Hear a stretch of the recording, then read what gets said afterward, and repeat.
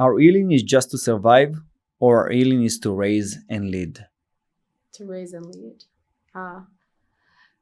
Beautiful question. Right. It's a good question. You're asking if healing is just to survive or to help us to live, right? Yeah, the question is saying that if the healing is only to survive with yourself, to live your life, or is it to rise and lead? Right, exactly. So I would say the latter, right? So the work that I do is not just to help people survive. Usually the people that I meet are surviving. They're coming in, when they come in for healing, it's because they're only surviving. So the goal of healing is to help them to live, to lead, to fully live life, like to be embodied and to really, really live life fully. Okay. And now for the basic beginning, before we're gonna keep rolling into the podcast, how are you helping people to understand that when they heal, it's not only for survive, it's them to rise, them to lead, them to achieve the dreams? How do you make that transformation in their mind? Okay, yeah, great question. Sometimes the transformation is slow. Sometimes it's really starting to help people understand who their authentic self is. I come from a model where it's called a constraint release model. I use a constraint release model. That's my hashkafa, that's my viewpoint in terms of therapy, which is finding out like what's blocking you from accessing your full self. Okay, so the concept isn't I have to become happy or I have to become less negative, right? The concept is that it's already there. It's like the sun that's already there, and the clouds are like the burdens that are blocking someone's access to that. So the therapy work that I do is like trying to figure out like what is the clouds that what's blocking you? What got burdened in your psyche? And then we create space with that. And that process of shedding and letting go allows suddenly people are naturally joyous or naturally being connected to themselves. Does that make sense? Yeah, I love that. So, Dina Tova, clinical social worker, licensed natural medicine facilitator, and yoga teacher. Yes. How are you, Dina? I'm good. How are you? I am great. Thanks for having me. Of course. So we start with a great question and great understanding. And let me take that a little bit more deep. Now people have a little bit information of what we're going to speak about in that podcast, about healing, about changing the post-trauma into thriving, into success. And post-trauma can face us in different ways. I will ask you something that more connection to more people before we're going to dive into is what is post-trauma and how it's influence people in the daily life. Right, exactly. It's a big question. Like, what is actually PTSD and trauma, and how do I evaluate that? Yeah. So we even had that discussion privately, right? Like, who really has trauma? You know, you're a war veteran coming out of, the war in Gaza. And something which is really interesting is sometimes people can be automatically, oh, wow, you witnessed something really terrible or something catastrophic and think that could be traumatic, but that doesn't necessarily mean trauma actually happened on the inside of you. So when somebody has PTSD symptoms, or usually you hear it, right? Like usually you hear somebody that's coming in and, they're just either they have flashbacks or they're depressed, they're sad, they're stuck in aspects of trauma, right? And sometimes it's what we would think on an external level would be like, oh my gosh, you just witnessed something horrible. That doesn't mean you have trauma. You can come out, you can come and see so many different things in front of you, but your inside you're still connected internally. Usually when people that I see that have trauma, there's a disconnect that happens. Something shatters inside of them. They don't know who they are. They're lost. They can't find themselves anymore, right?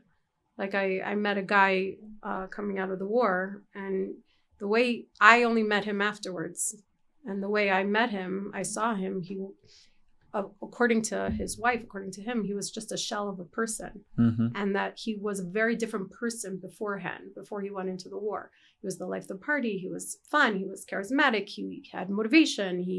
And then he came out and he just wasn't himself. So that's usually, we know it's an indication of, well, something shifted internally. So now we have to figure out, how do we let go? How do we heal? How do we transfer, that? Yeah, that's really good starting point about the trauma, and to understand what is real trauma is. And I will ask you that something that will connect more for the mainly of the people, because most of the people in the USA mainly never been in war, and I hope so they will never go. And I will ask you that Right. a lot of them losing their mind when they finish college. The moment you finish college, and then first time in your life, you are responsibility about what you are doing, how you doing stuff, Right. and a lot of them losing themselves. Right. So what? It's a transition. A lot of Yeah, times it's known, right? Like people in graduate programs or college, and then suddenly they have the real life. It's not a structured program like for them. And then suddenly it's like, I have to create that structure, or I have to start a job, and what was built in for them shifts. So yeah. that can be like, there's a lot of times there's that kind of dip. So Yeah. in that moment, people losing themselves. Like when someone talked with me about that, I told him, man, you have all the tools in the world to be successful. Like, how you complain, how you are losing yourself. Like, it's okay to don't know what you want to do. Like every day, even the best businessman in the world, there is moments every day that they don't know what is the answer, but they're trying. They're making the steps. How you are recommend to people when maybe they have something more deeper inside them, because you talk with people, maybe there is something that traumatized them, maybe there's something that they right now feeling inside, oh man, I don't want to wake up in the morning. What do you recommend them to start doing to be able to wake up in the morning and feel the energy of being, of doing, and not only like surviving? Right, exactly. So again, there's a difference between, let me just articulate, there's a difference between coaching and therapy. Okay. So a coaching mindset or a business mindset or a successful, or like typically like people go to their friends and they'll be like, come on, man, like come with me. Let's go for a jog. Let's do this. Right. So that's again, the mindset of, let's get you from here to here. Let's move you from here. Right. What can we do different to shift your mindset? What skills can we give you? Right. So that's not how I work personally. I know some therapists do that. And I think there's a time and a place when to like, offer, okay, let's create a structure for your day. Let's, maybe you need structure to plan your day. Maybe you need support, right? There's a lot of different things we can look at. Maybe you need exercise. Maybe we should look at your nutrition. What are you eating? Are you eating sugar? Are you drinking at night? Like what's causing those symptoms of like, I don't want to wake up, or I'm feeling lost. So there could be a lot of factors on the outside that we sometimes look at. And I look at the whole picture, right? So you look at the system of the whole picture. And sometimes it's externally things that you can change. And then sometimes it's internal things. And that's where I use the constraint release model. I'm an IFS practitioner, which basically for your audience that doesn't know, that stands for internal family systems. And we really start to understand what are the things that are blocking you from accessing your natural motivation to get up in the morning, or what is it? What is the resistance, right? So we go deeper into the blocks, and then we really start to work with those blocks, and then I help people to release them. And then naturally it emerges spontaneously. Yeah. It's not like here's a list and this is what you have to do, and but it depends. Sometimes it's both. So I call it like an inside out versus outside in. Okay. So is the true healing more than guiding? In my opinion, Yeah. I do some pretty deep work. You mentioned, I'm a natural medicine facilitator, so I work with psychedelics. I'm trained in psychedelic work, and that's a completely different type of therapy. Completely. Then there's many different modalities to healing.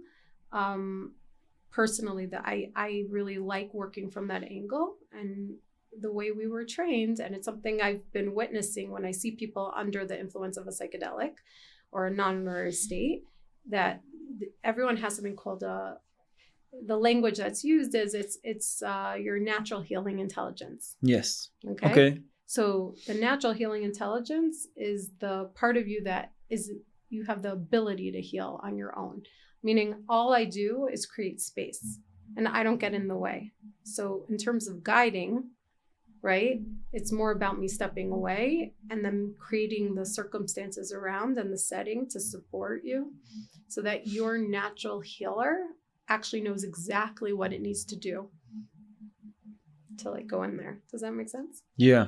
No, I love that. And before we're gonna keep rolling, who you recommend to do that kind of therapy, like with psychedelic and all that stuff, and who you don't recommend to do it? Right. Yeah. So it's a great question. I get that question a lot. It's a big discussion now in Israel, right? With a lot of guys coming out and who really needs it and how. In general, if someone is suffering from depression, anxiety, trauma, to varying degrees, I would recommend that treatment. Usually I recommend, let's just try a set of therapy first. I believe in attachment. I believe therapy and real healing happens in relationship, right? In the context of relationship. So, that's usually what I recommend first. Like, what have you tried? What worked? What didn't work? A lot of times I get people that come to me and they've done 15 years of therapy and there's like an inner block that they can't get to. Or, people have been abused, let's say, and, from childhood, and they still are having symptoms where they feel very burdened in their system. That's when I'll be like, hey, maybe this is a time to really try psychedelic work. Or I'll give you an example. I actually just had this crazy story, but like about 2 weeks ago, just someone I know personally with a really, really intense abuse history, tried everything, meds, every type of trauma treatment, therapy, everything. And this person really was at the end, like they're done with therapy. They're exhausted. So when someone's at that point, assessing for suicidality and things like that. But if someone's really at a point where they've tried a lot of therapy and nothing's working, or I work with US veterans, and I've seen that too, where they've gone through the system and they've gotten every type of treatment and still they can't control their anger, or they still blow up and they don't know, their relationships are messed up, right? So that's also a point where I'll be like, hey, have you tried ketamine treatment? Have you tried psilocybin? What have you tried? There are clinical trials out there. And that's where I know for a fact I've heard over and over again where people have shared that, like, I can't get through. I have an addiction. I have an alcohol addiction. I have a substance abuse addiction. And I've seen this stuff cut it finally after years of like things not working for them. So yeah, like there's definitely a time and a place. And at the same time, when people come to me for consultation around it, I say, I always say it's not a magic bullet. And what I mean by that is that there's a lot of hype sometimes around psychedelic therapy. And I tell people that it's not a given that it's going to really heal. You still have to do the work, right? It's not like, okay, I sit back and like, it can open a window for you. You can start to see the truth of what's going on. Sometimes it might take you back to childhood and, you think you're coming in for one thing, right? Like my veterans might be like, wow, they think that their trauma is from their time in Afghanistan. And guess what? Psilocybin might show them a little boy in a room without any food. You know what I mean? So like, it's fascinating to see where the psyche goes. And I just stay really curious. I don't have any preconceived judgment or assumptions that I'm the person that knows the root of your problem, right? Interesting. Yeah. Okay. No, that's good. That's a good point. Yeah. There is a lot of time that people thinking when they will go to that kind of therapy, there will be a magic and the problem will get solved. Exactly. And I think that's something that connected to the question that I wanted to ask you is about true healing is a journey. Yeah. And real success is a journey as well. How much connection you think there is between true healing to success? Mm. That's a great question. I mean, what would I consider true healing? So I think it's a little bit different than what the world considers success. I'll give you an example. I just did an interview and an intake with a guy. He's successful in his life, super successful, right? Like top of his game in his field, tons of money, right? So externally, from the world's point of view, he's successful and he knows he's successful. So why is it coming to me, right? Someone recommended psilocybin treatment for him. So why is it coming? And really, truthfully, he's coming because he's not happy. He's not happy internally. He's exhausted. Something doesn't feel fulfilling for him. Yeah. Right? So is that success or not? Right? So on the external side of things, he's doing great. He's top of his game in his business. He has the life that he always wanted. Super successful, right? But does that mean he's a whole person? Okay, so I will ask you that question. Why there is a big connection between people that have really successful life according what the other people say, money, business, athletes, and everything else, but they're in their real life, they're really sad. No, the family doesn't love them, the wife wants to divorce. Yeah. Why do you think that's happened? And if you can give one piece of advice how to avoid that, that's be amazing. And I see that a lot. I see that with the veteran community. Okay. You see that all the time. They're super successful. These guys are amazing, right? They're top of their game. They train. They're dedicated. And then their family life is a mess. Their relationships are really difficult, right? So what is that? And then you don't have to be a veteran even, right? Like, so there's a disconnect going on.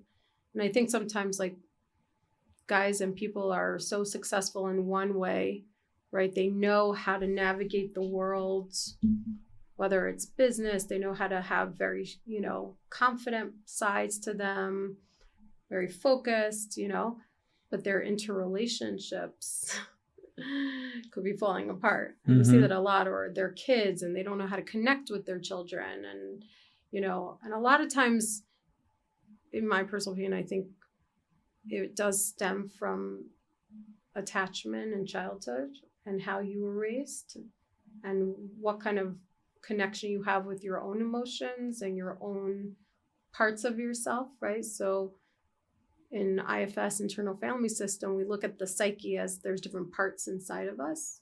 And there may be a disconnect internally with certain parts of yourself that you may not have realized that you pushed away in order to be successful, right? So you may be the confident guy at work and look amazing, but then when you go deeper, there's a really sad, lonely person inside. And then the question is, what does that part need? And how do we help that, and how is there more, I call it integration, so that all parts of you are integrated, right? So the person on the outside that shows up for the world, the inside is also, there's a congruence, which basically means there's a connection, internal and external, No, I love that. And no, it's make me to think in the moment that you focusing on success, you focusing on building a business, you put less focus about your personal life, about your health, about your family, about your friends. And the same moment that makes sense. But when you get in the success that you're looking for, now you start looking for that. And this is when you lose yourself. You start looking for the family, for the friends, something that you gave up to build that success. Yeah. So and you see that in the veteran community a lot. These guys, there's a split, right? Yeah. They have to choose. They're being deployed, and guess what? The wife is at home with the kids, and they can't handle it.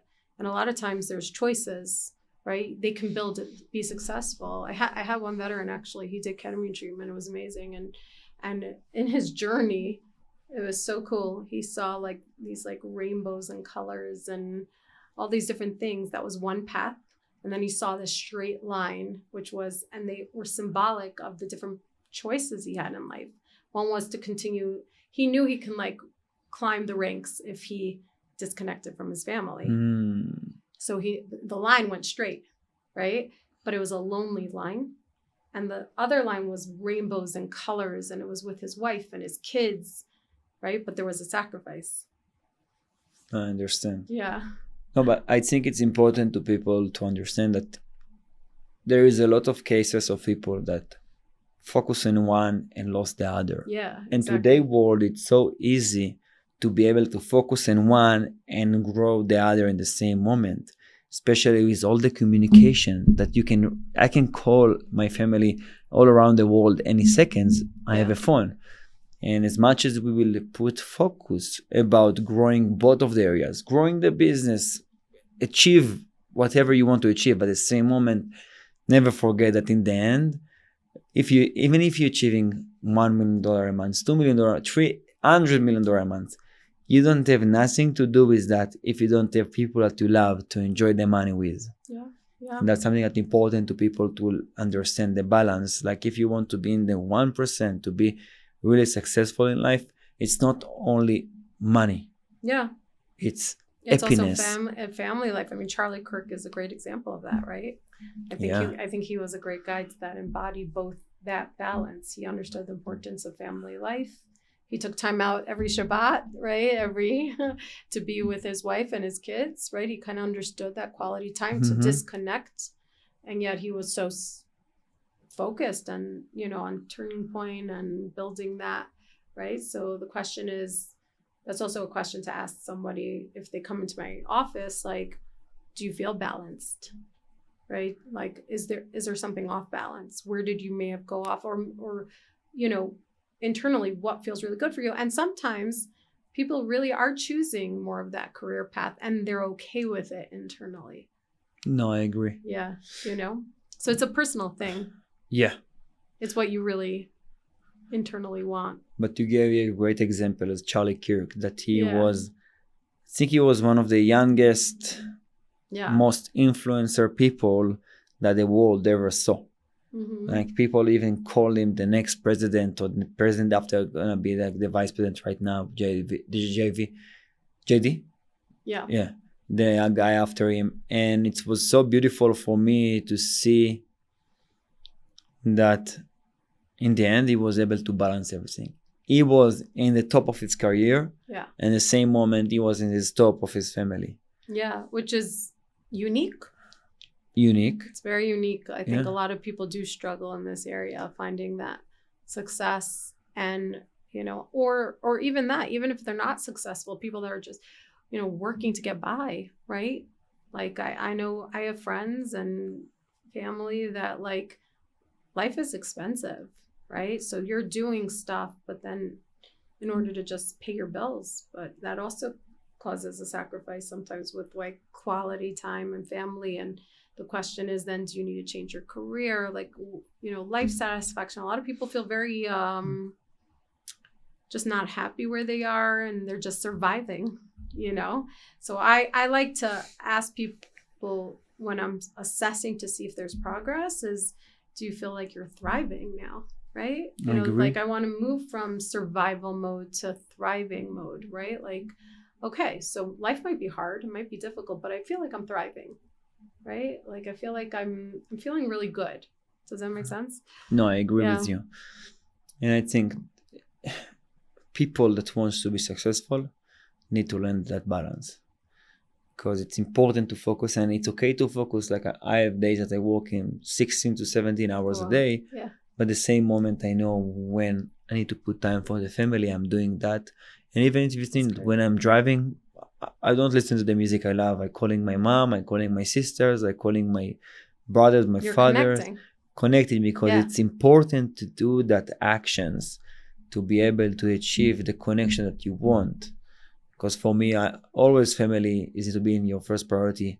And what you're doing is it to be one of the top priorities, even the top in some moment in your life, but you always need to remember something that doesn't matter what will happen, your family will love you as who you are. Yeah, I mean, I have that, just to share, I have that personal conflict now. My family's in New York. I live in Colorado.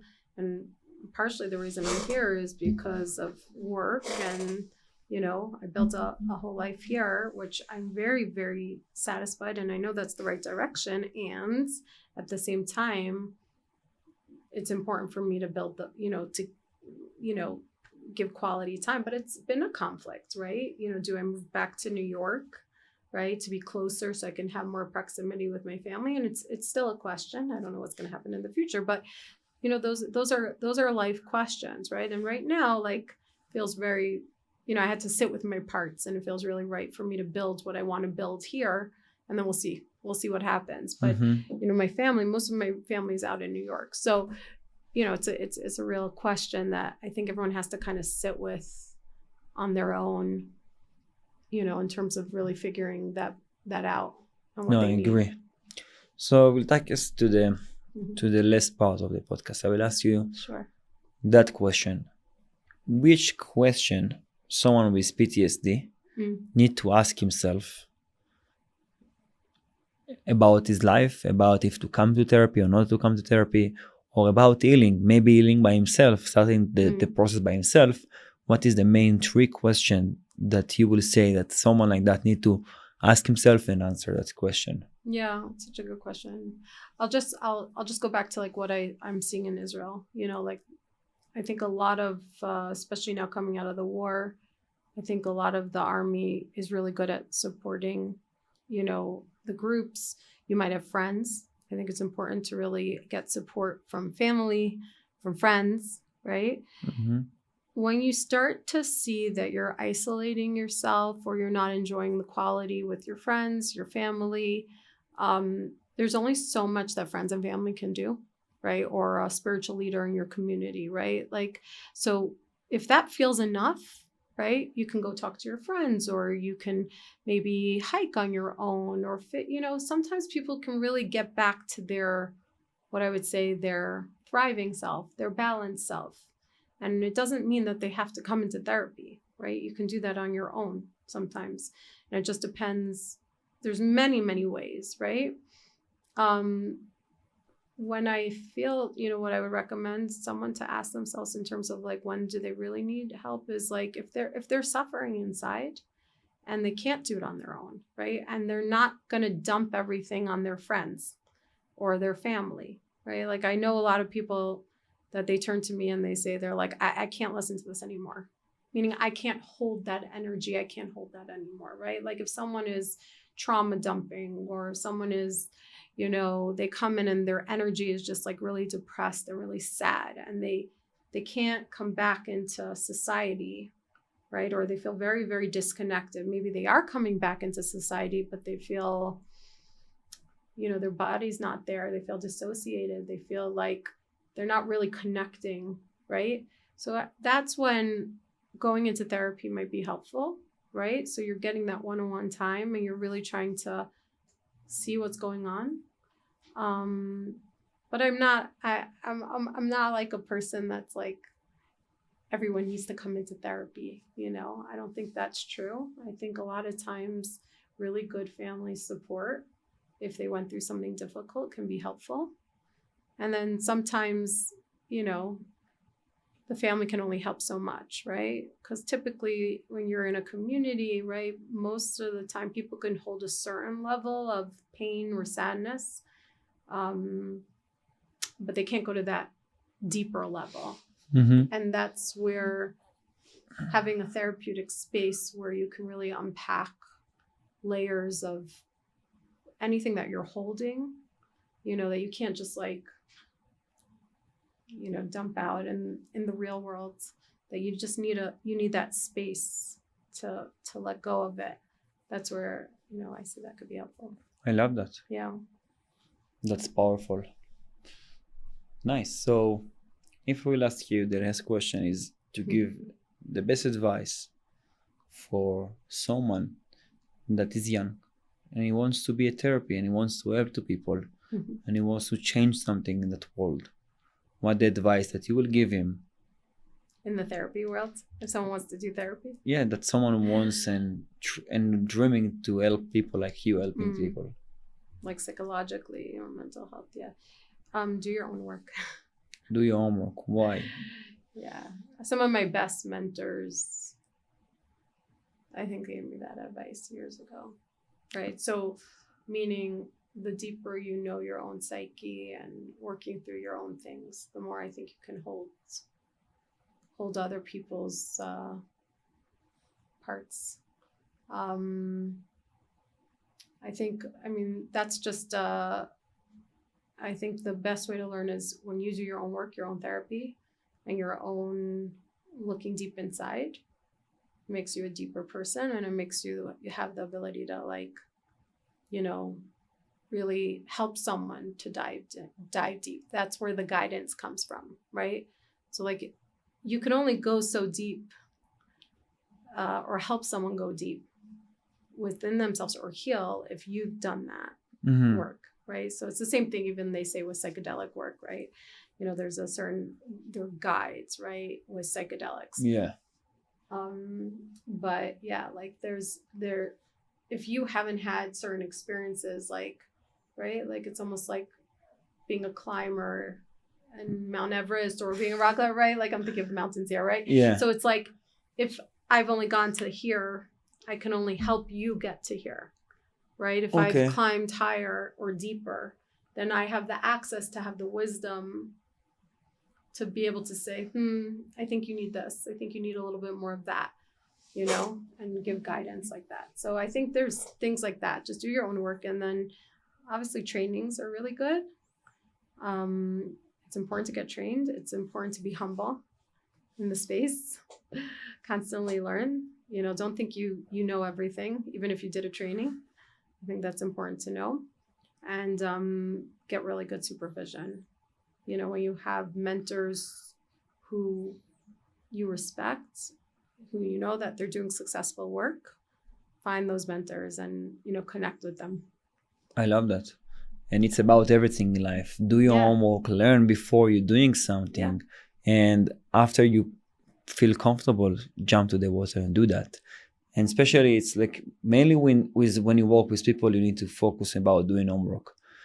But if you start a business or something, do your homework too, but feel comfortable to learn while you're trying. Exactly. And it's a constant process. Like, you're learning, you're bringing knowledge and experience to the table and staying humble at the same time. You're holding both with a curious mind, right? I love that. Yeah. Yeah. So that was great advice, Dina. Thank you very much. Thanks, I appreciate that. Me. Yeah, it was amazing. Thank you.